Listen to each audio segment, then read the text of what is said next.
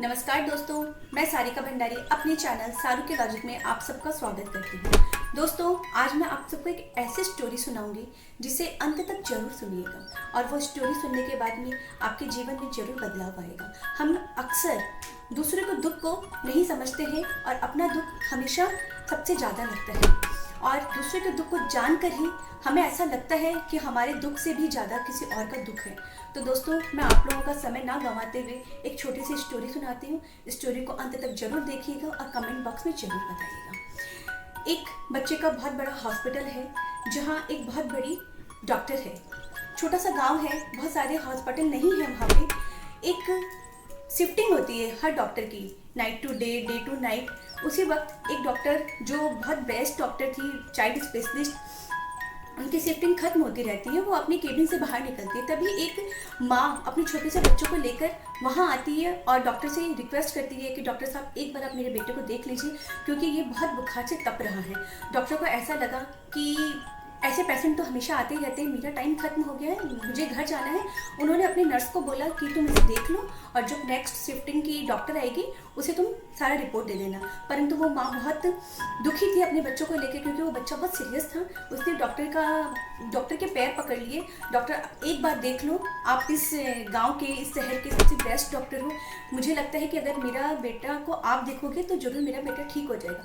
परंतु उस डॉक्टर ने उनकी बातों को इग्नोर किया और नर्स को सारी बात समझा के वो वहाँ से निकल गई। जब वो वहाँ अपने घर पहुँची तो जैसे ही गाड़ी से उतरी, उनका घर का नौकर दौड़ते हुए उनके पास आया और अपनी डॉक्टर से बोला कि मैम, आज आपका बेटा सोनू, उसकी बहुत तबीयत खराब है, आप जल्दी आइए। तो डॉक्टर को बहुत गुस्सा आया। उसने कहा कि तुमने मुझे पहले कॉल क्यों नहीं किया?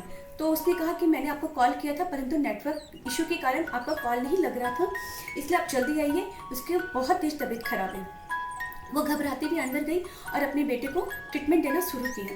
जैसे उसका बेटे की तबीयत लेवल में आई, थोड़ा ठीक हुआ, उसको ये फील हुआ कि जैसे मुझे अपने बेटे के लिए फीलिंग आ रही है, कहीं ना कहीं उस माँ को भी अपने बेटे के लिए वही फीलिंग आ रही है। उसने अपने स्टाफ को, घर के नौकर को, अपने बेटे को उसके भरोसे छोड़ा और कहा कि मैं थोड़ी देर में हॉस्पिटल से जाकर आती हूँ।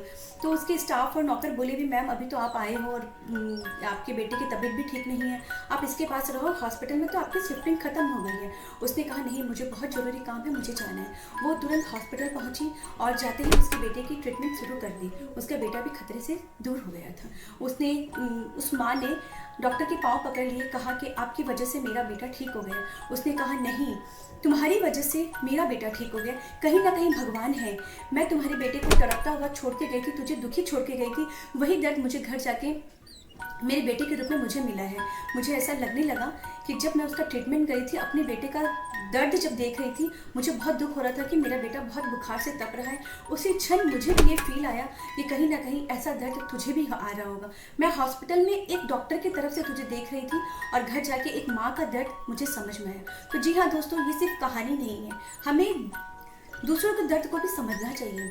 जो दर्द हमें है, चाहे आपका बच्चा बीमार हो, चाहे पैसे की कमी हो, चाहे बहुत सारे दुनिया में तकलीफ़ें हैं, हमें दूसरों की तकलीफ़ को समझना चाहिए। कहीं ना कहीं भगवान हमें वो तकलीफ़ आपको देगा ही, क्योंकि अगर आप किसी और का दर्द नहीं समझोगे तो आपको वो दर्द कभी ना कभी मिलेगा। तो दोस्तों, हमें दूसरे के दर्द को भी समझना चाहिए क्योंकि हर माँ का दर्द एक जैसा ही होता है, चाहे वो डॉक्टर हो, चाहे वो कोई भी हो। तो अंत में इतना ही कहूँगी, इस कहानी को कहानी ना समझिएगा, इसे एक ऐसी बात समझिएगा कि हमें दूसरों के दर्द को हमेशा समझना चाहिए, हमेशा समझना चाहिए। Take care, bye.